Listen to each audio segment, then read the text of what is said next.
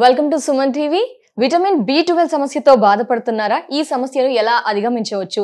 సమస్యకి ఎలాంటి ఆహారాలు తీసుకోవాలి? ఏ విధంగా సాల్వ్ చేసుకోవచ్చు? ఈ వివరాలన్నీ కూడా తెలియజేయడానికి రైట్ నౌ మనతో పాటు ఉన్నారు హోమియోపతి వైద్యులు చేతన్ రాజ్ గారు. వారితో మాట్లాడదాం. సార్ నమస్తే సార్. నమస్తే సార్, ఏంటి సార్ ఈ మధ్య ఎవరి నోటా విన్నా విటమిన్ B12 తగ్గింది, చాలా ఇబ్బందిగా ఉంది. చిన్నతనంలో కూడా చూస్తున్నాం, పెద్దవారిలో చూస్తున్నాం. ఏంటి ఈ విటమిన్ B12 సమస్య సాల్వ్ అవ్వడానికి ఏం ఫుడ్ తీసుకోవాలి? ఏమైనా రెమెడీస్ ఉన్నాయా? మీరు ఎలా సాల్వ్ చేస్తారు? B12 డెఫిషియన్సీ ఎవరికి టెస్ట్ చేయించినా, ఇప్పుడు ఒక 10 మందికి టెస్ట్ చేయించినాం అనుకోండి, 8 మందికి విటమిన్ B12 డెఫిషియన్సీ. ఏ అంటే దానికి కూడా రీజన్స్ ఉన్నాయి, కానీ నేను ఇంకోటి కూడా చెప్తాను మీకు. కొందరు ఏం చెప్తారు, విటమిన్ B12 డెఫిషియన్సీ ఎక్కువ వెజిటేరియన్స్. అవును సార్, ఈ మాట బాగా విన్నా. అవునా కదా? మొత్తం దేశంలో 28 స్టేట్లు ఉన్నాయి, ప్రాంతాలు ఉన్నాయి.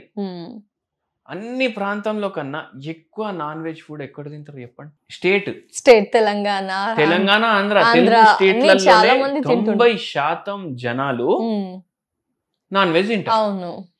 80% జనాలకి విటమిన్ B12 డెఫిషియన్సీ ఉంది. మరి ఎట్లా సార్ అలా? అవునా కదా? అంటే ఎవరికి ఉండొద్దు, 10% జనాలకి ఉండాలి. ఉంటే 80% జనాలకి ఎట్లుంది? అందరు నాన్ వెజ్ తింటున్నారు కదా, అవునా కదా? ఏందంటే B12 డెఫిషియన్సీ ఎందుకు అవుతుందంటే, B12 జనాల బాడీలో పోతుంది, కానీ అబ్జర్వ్ చేసుకోలేకపోతుంది బాడీ.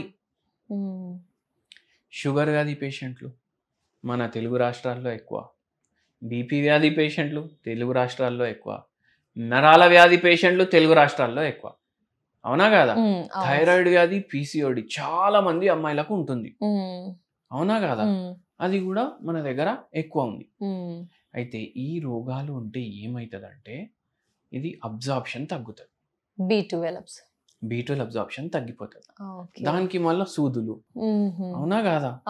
ఆ సూది వేసుకున్నాక కొన్ని రోజులు రిపోర్ట్లో ఎక్కువ చూపిస్తుంది, కానీ దీనికి రిలేటెడ్ సమస్యలు తగ్గుతలేదు. ఏమైతుంది? బయటికి వెళ్ళిపోతుంది, దాన్ని బాడీ యూటిలైజ్ చేసుకోలేకపోతుంది. ఇప్పుడు మీరు చూడండి, అమ్మాయిలు ఉంటారు, మీ దోస్తుగాళ్ళు చాలా మంది ఉంటారు కదా, మీరు అందరూ ఇప్పుడు అమ్మాయిలు కిట్టి పార్టీలు కూడా చేసుకుంటారు కదా, అవునా కదా? ఒక్కొక్క కిట్టి పార్టీలో 10 మంది అమ్మాయిలు ఉంటారు కదా. ఏం చేయండి అంటే, కిట్టి పార్టీలు పెట్టుకున్నప్పుడు ఒక డయాగ్నోస్టిక్ సెంటర్ ఇంటికి వచ్చి కూడా పరీక్షలు తీసుకుంటారు ఇప్పుడు, అవునా కదా?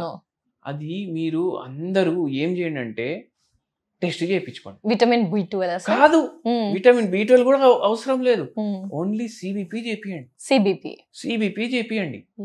CBPలో ఈ కిటి పార్టీ ఉన్న ఆంటీస్ అందరు కలిసి చేపించుకుంటారు కదా, దాంట్లో 8 మందికి రక్తహీనత బయటపడుతుంది.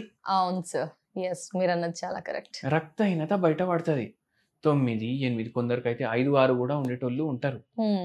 ఇది ఎందుకు వస్తుంది? B12 డెఫిషియన్సీ ఉండడం వల్ల వస్తుంది. B12 కి రక్తహీనత కూడా రిలేటెడ్. వచ్చి ఏం చెప్తారు పేషెంట్లు, డాక్టర్ సాబ్ ఫుల్ డే నీరసం అవుతుంది, మా ఆయనకి జొన్న రొట్టె ఇష్టం అనేసి ఒక అతను అంటుండే, అది తయారు చేయాలంటే ఇట్లా టపటప ఫుల్ నొప్పి అవుతుంది అనేసి అంటున్నారు. మళ్ళీ ఏమంటున్నారు, అది కూడా తయారు చేసుకోలేకపోతున్నారు. కొందరు ఏమంటారు, ఒక అతను అయితే కిరాణా షాప్ అయినా వచ్చిండే, ఫుల్ డే నీరసం ఉంటుంది ఆయనకు, ఫుల్ డే నీరసం. సరే, ఆయన ఏమంటుంది, మార్నింగ్ 7కి ఆయన ఓపెన్ చేస్తాడంట డుక్నం, నైట్ 10:30, 12కి కూడా బంద్ చేస్తారు. ఇప్పుడు ఒక అతను వచ్చి ఓ 2 కిలోలు మీరు శనగపిండి ఇవ్వండి, ఇప్పుడు లేచి అది ప్యాక్ చేయాలి కదా, అది కూడా బద్ధకం. ఆయనకు క్రికెట్ చూసుకోవాలంటే మస్తు ఇష్టం. క్రికెట్ ఎక్కడ వస్తుంది? టీవీలో వస్తుంది. కిరాణా షాప్లలో టీవీలు ఉంటాయి కదా, ఆ ఛానల్ మార్చాలి కదా, ఆ రిమోట్ ఎక్కడో అక్కడ ఉంటది, అది లేచి బటన్ నొక్కి ఇప్పుడు మార్చాలనా అనేసి థాట్లు వస్తున్నాయి ఆయన, కానీ చూడాలని ఉంది. ఇంత బద్ధకం అయిపోయి ఎందుకు? నీరసం, మొత్తం బాడీ, చేతులు లాగుతున్నాయి, కాళ్ళు లాగుతున్నాయి, అరికాల్లో తిమిర్లు వస్తున్నాయి. ఎందుకు? B12 డెఫిషియన్సీ ఎట్లా ఉంది. అవి తింటే కూడా అది పెరుగుతలేదు. అవునా కదా? అవును. అయితే ఏందంటే దీనికి పరిష్కారం నేను చెప్తా. అయితే సార్ మాకు కావాల్సింది పరిష్కారం ఏంటి సార్? ఎలా? ఇప్పుడు వెజిటేరియన్ నాన్ వెజిటేరియన్ మైండ్లోకి వెళ్ళి తీసేయండి. Okay sir.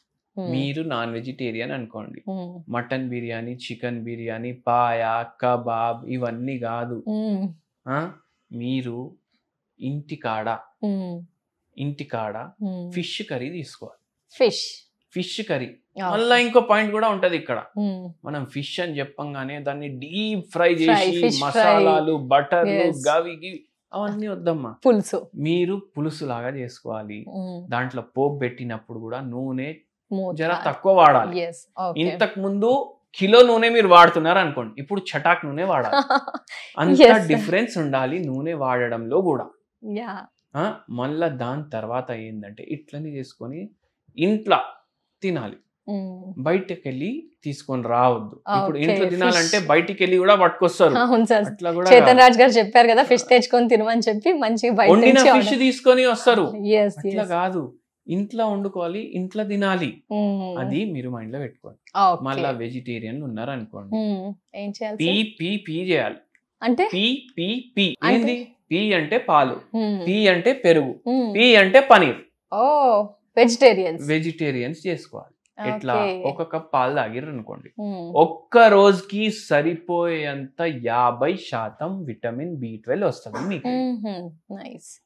మళ్ళా దాని తర్వాత తినేవి ఉంటాయి కదా, ఇప్పుడు సాంబార్ రైస్ తింటున్నారు, నెయ్యి వేసుకోండి, ఆవు నెయ్యి, దాంట్లోకి వెళ్ళి కూడా పోతుంది. మళ్ళా పెరుగు వేసుకుంటారు కదా అందరు, మంచిగా మనం రసం కలుపుకొని దాంట్లో పెరుగు వేసుకొని తింటాం. చాలా మంది మజ్జిగ వేసుకుంటారు, మజ్జిగ తక్కువ చేయండి, పెరుగు ఎక్కువ వాడండి.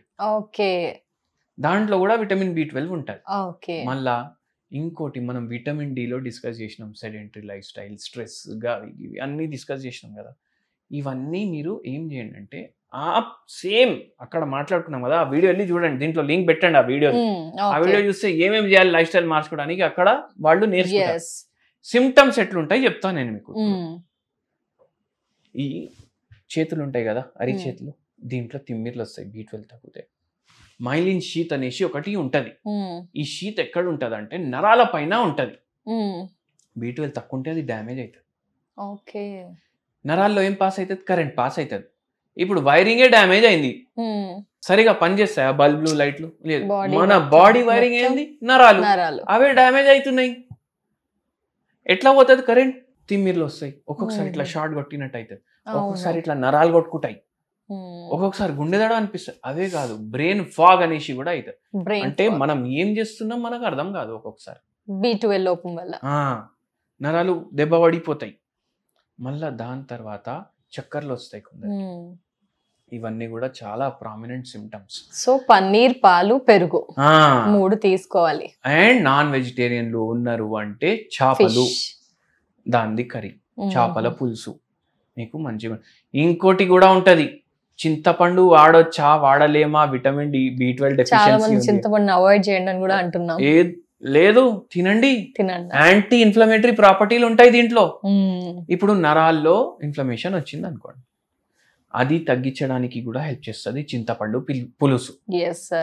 అవి మీరు రెగ్యులర్ గా తీసుకోండి. Thank you so much sir. చాలా మంది సఫర్ అవుతున్నారు ఈ విటమిన్ B12 అండ్ చూసుకుంటే కనుక ఇందాక చెప్పినట్టు విటమిన్ D గురించి కూడా.